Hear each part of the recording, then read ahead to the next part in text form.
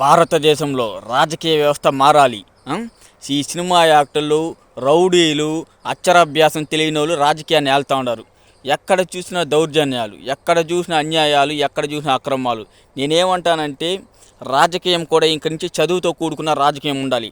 ఒక కలెక్టర్ అవ్వాలంటే ఎలాగా ఐఏఎస్ అలాంటి కోర్స్ చేస్తారు, అలాగే ఒక బీటెక్ ఇంజనీరింగ్ అవ్వాలంటే ఎలా బీటెక్ కోర్స్ చేస్తారు, ఒక డాక్టర్ అవ్వాలంటే ఎంబీబీఎస్ కోర్స్ ఎలా చేస్తారు, ఒక రాజకీయంలోకి రావాలంటే రాజకీయం అనే కోర్సు చేసి దాంట్లో ఎవడైతే ఎక్కువ శాతంతో పాస్ అవుతాడో అలాంటి రాజకీయంలోకి పోటీ చేసేదానికి అర్హత ఉండాలి. ఎందుకంటే ఈనాడు ఈ సినిమా యాక్టర్లు కానీ, కొంతమంది రౌడీలుగా ఉండేవాళ్ళు కానీ, డబ్బులు ఉండేవాళ్ళు కానీ, అక్షరాభ్యాసం తెలియకుండా బ్యాక్గ్రౌండ్ ఉండేవాళ్ళు కానీ, వీళ్ళంతా ఏం చేస్తున్నారంటే వాళ్ళకి ఏమీ తెలియదు, వాళ్ళకక్కలు తెలియదు.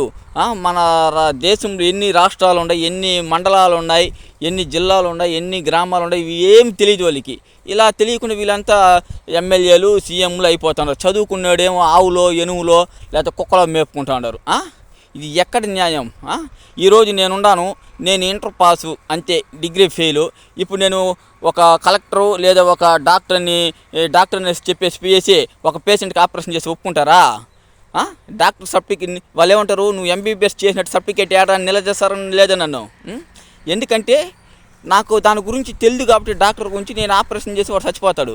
అలాగే రాజకీయం కూడా, రాజకీయం అంటే ఒక కోర్సు చేసి మన దేశంలోని ప్రపంచంలోనే ఉండే అన్నిటి గురించి తెలుసుకునే నాలెడ్జ్గా ఉండేవాడు ఎమ్మెల్యేగా సీఎం అవ్వాలి. అంతేగాని అదంతా వదిలేసి సినీ బ్యాక్గ్రౌండ్తో, లేకపోతే రాజకీయాల బ్యాక్గ్రౌండ్తో, లేదంటే క్యాస్ట్ పరంగా ఏ పరంగానో ఎమ్మెల్యేలు సీఎంలు అయిపోయేసి దేశాన్ని సర్వనాశనం చేయాల్సింటారు. దేశమే అభివృద్ధి చెందలేకపోతుంది. ప్రపంచంలో మన దేశంలో ఎవడు చూసినా వాళ్ళ స్వార్థం కోసం బతుకుతున్నారు రాజకీయ నాయకులు. వాళ్ళ గెలుపు కోసం దేశాన్ని నాశనం చేస్తున్నారు. ప్రజల ఇంక నుంచైనా మీరు మేల్కోండి. దయచేసి ఈ సినిమా యాక్టర్లకి, వారసత్వ రాజకీయ నాయకులకి, చదువు లేని వాళ్ళకి ఓట్లు వేయకండి. మన ఇంట్లో పిల్లకాయలు ఉండరు, మన ఇంట్లో మన అమ్మ నాన్న ఉండరు. మనం వాళ్ళని కూడా సీఎంగా, ఎమ్మెల్యేగా చూడాలన్న కోరిక మీకు లేదా? దయచేసి ఇంక నుంచి కళ్ళు తెరవండి.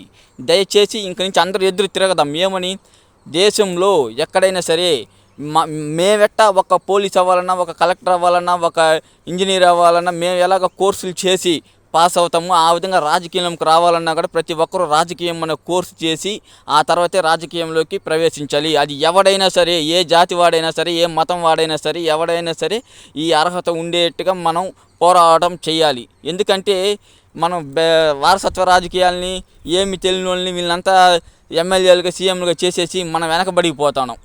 మన ఇంట్లో కూడా పిల్లకాయలు ఉన్నారు, మనకి భవిష్యత్తు ఉంది. కాబట్టి ప్రతి ఒక్కరు ఆలోచించండి. ఇంక నుంచి మన దేశాన్ని ముందుకు నడిపించాలంటే యువత అందరూ ముందుకు రావాలి. చదువుకున్న రాజకీయమే దేశంలో ఉండాలని ప్రతి ఒక్కరూ పోరాటం చేయాలి. జై హింద్, జై భారత్.